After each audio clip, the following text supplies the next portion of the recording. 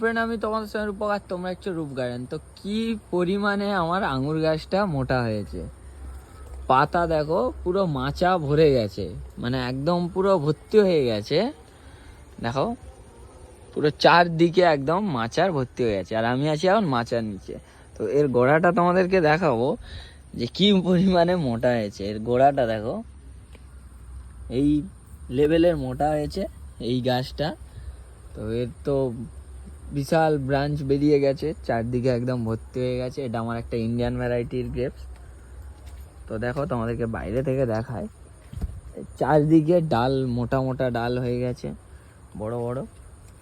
এই দেখো, তো এর বয়স প্রায় 2.5 থেকে 3 বছর বয়স। তো এটা আমি নিয়ে এসেছিলাম একটা লোকাল নার্সারি থেকে। তো এটা বলেছিল ইন্ডিয়ান ভ্যারাইটি, বাট নাম বলতে পারেনি কি ভ্যারাইটি আছে।